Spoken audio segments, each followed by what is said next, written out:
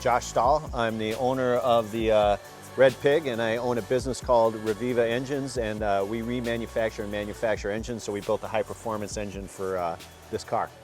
And I'm Vescio. I own Vescio's Customizing up in Rogers, Minnesota, and we build crazy cars like the Red Pig. Well, I've always been a tuner fan, and AMG was one of the first European tuning companies out there, and what they basically did is they took a 300 SEL car and they pulled a engine, I think it was a 6.9 liter engine out of, or a 6 liter engine out of the 600 Pullman limousine, and bored and stroked it and dropped it in the car, and they raced it. So that was the first AMG tuned Mercedes-Benz.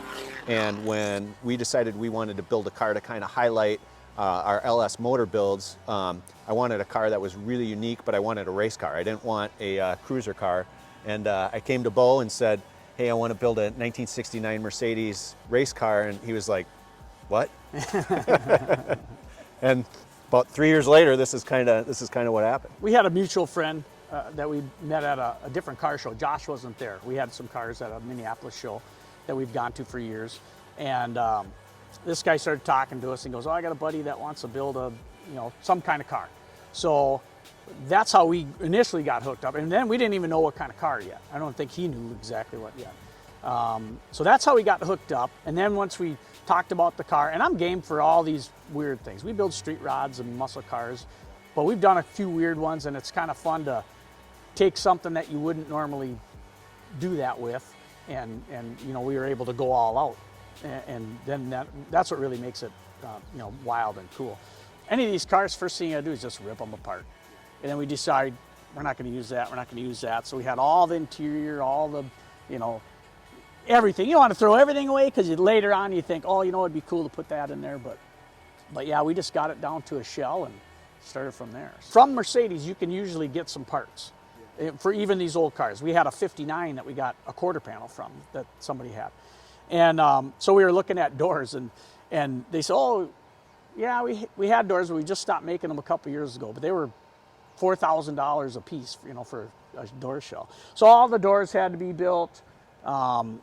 We integrated the Art Morrison front and rear chassis, and then made our own frame rails, which are actually the rocker panels.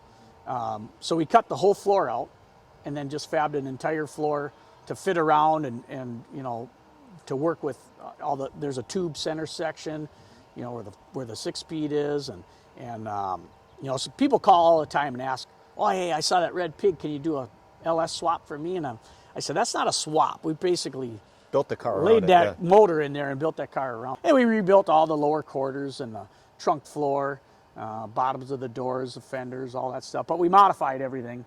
The basic top of the car, all that stuff's the same. And we worked together on it quite a bit. Yeah. Like going through the process, it was like, all right, here's a picture of the original one. Let's build that. And then we went back and forth a little. He's like, how about you RestoMod it a little bit and we make it a little bit more modern? I'm like, okay, well, what are you kind of thinking about? And then we would talk through that. And then he recommended a guy, Ben Hermance, out in Ohio, who actually rendered the car, the outside. And, we looked through 20 or 30 different kind of iterations and different colors. What do we want to see? How do we want to see the fender flares and that kind of stuff? And then once we kind of agreed on, the style of the car, that's when these guys were great, because it wasn't like, all right, now build it to look like this. It's like, all right, now build it to look like this, but we're going to put it on a race chassis. And basically the whole, if you took the shell off this car, I mean, it's a race car underneath it. And so that was kind of the, how do you manage all that? And so, you know, Bo and myself, and then Marshall Sterrett, the guy who did a lot of the body work, you know, we were in constant contact on, okay, you know, how are we going to do this? This is what we're kind of thinking here. How do you want to see this done? And the car it'll show you which way it has to go. So in the renderings, if you look at the pictures, and the Red Pig stuff, that's why I decided we should try to, you know, make it like a nice little elegant street rod without all the stickers and all that. Because once we started looking, when he showed me the first one, then all of a sudden, man, everybody did it. There's a ton of Red Pigs out there, whether they're new cars or whatever, and they just do the stickers and the red paint, and that's kind of what it is. So then on the one rendering, the flares were, you know, way smaller than those are in the front. But then when we decided, he's like, I need some big old tires on there. So then when we get these tires, we're like, well, that flare isn't going to look like that. And he mentioned Marshall is my guy who, I mean, that guy can build anything.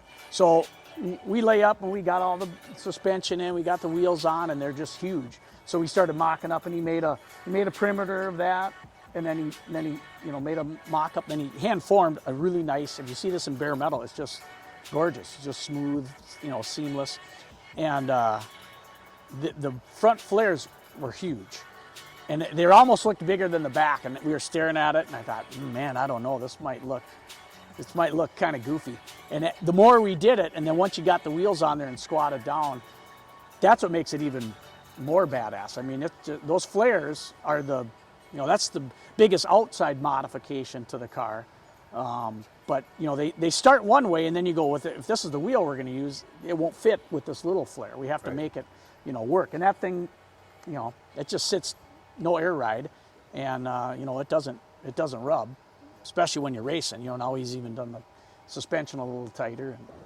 so there's it's 335s in front, 365s in the rear. They run on forge lines. I think it's 18s and 19s, if I'm not mistaken. And then on the setup on the suspension, you know, we basically went, as like I said, it's a coilover. We went, I think, 750-pound springs in front, 1,000-pound springs in back. And we'll see. I mean, again, that's modular. So once we kind of get it on the track, I was supposed to race last weekend, but everything was been canceled. So once we get out there, we'll kind of, we've got different spring setups and whatnot that we can adjust it. And then it's a little bit of a toe in, a little bit negative camber, and you know, it tracks well, it rides good. It's independent rear. Yeah, and it's all independent. Yep. So, and that's all the Art Morrison chassis stuff. So it's like a bikini clip in the front, and then the whole rear end. There's a whole cradle and everything in there. So the underneath of this car looks better, as enticing than the top. It's pretty fun to get under there and check it all out. And then a Tremec T56 Magnum 6-speed manual. We built the whole engine. It's an LS platform.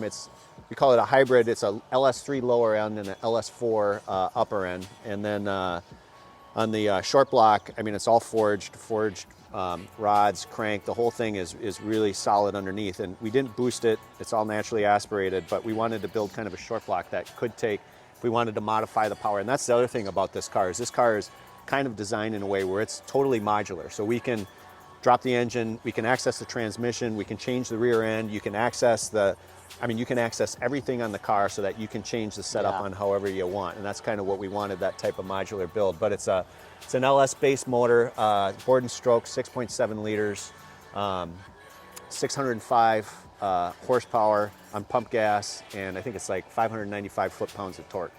And it rips. I think the red line's about 7,300 RPMs, and it screams, and it runs good. And what I wanted in an engine, and we were just talking about this before, I don't want something that I have to worry about screwing around with or figuring out, you know, am I gonna be able to take it out Saturday? Is it gonna run? Right. I want to design it right on the front side where when I come here, I can flip it on and I can drive it, or I can race it on Saturday and then come back and take it to work on Monday morning. And then we just finished kind of changing it over. So we showed it last year, so we had, you know, nice seats. I mean, still got nice seats, but we had the nice seats. We had it all set up for kind of show, and that was our plan, was show it the first year and to get it out and performance test it the second year at different race events and that kind of thing. So we brought it back to Bo this summer, and depending on, there's a couple different racing events that I want to do. I want to do the Optima Ultimate Street Car, and then some autocross stuff. So there were some requirements on what we had to do in terms of, we had to change the seats out, we had to change the steering wheel, we had to put like a drivetrain loop underneath, we had to put a tow hook, so there were some things that we had to modify to get it set up, and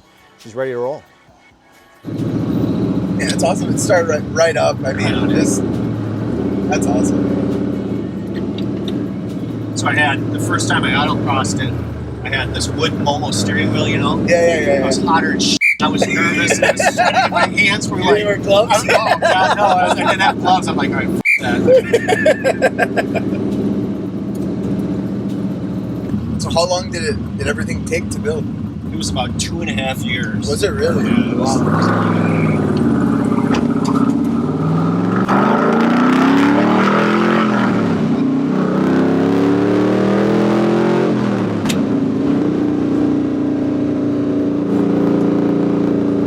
Is it pretty well balanced on the track? I mean, and it tracks perfectly.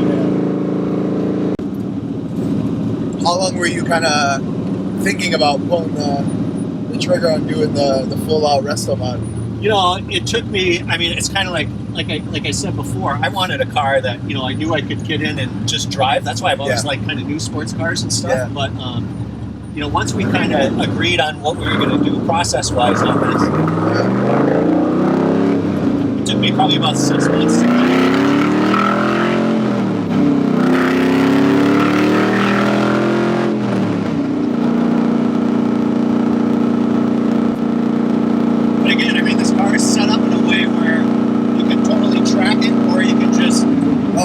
Driving around, it idles well. It's fuel injected, so you don't have to worry about mucking with any of the carbs. I mean, it's really straightforward, man. That is awesome. That's what you want.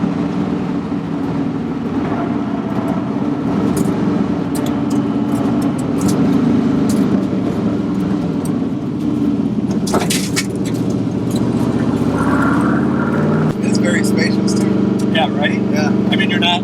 So I got two twin 13-year-old girls, so my kids and my wife and I, we can go out in it. Yeah, exactly, yeah. And the interior was fully redone, everything was that's awesome. Yeah, there wasn't much left. I mean, that's when we were going to some of the car shows, they were like, give me some notes on the car, and I ended up just having to say, nothing was left stock. Yeah. Nothing is numbers matching. Yeah, exactly. It's not the point of this. Yeah.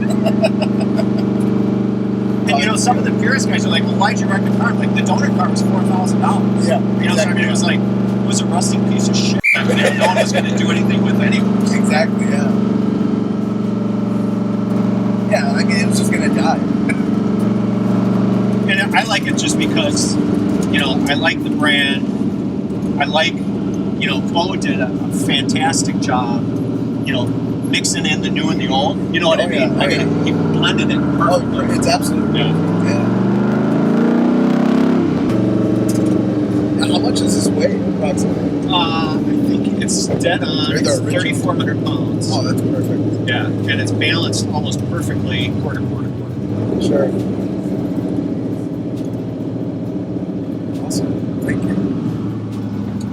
So you got a video of me saying, I don't know if I recorded that.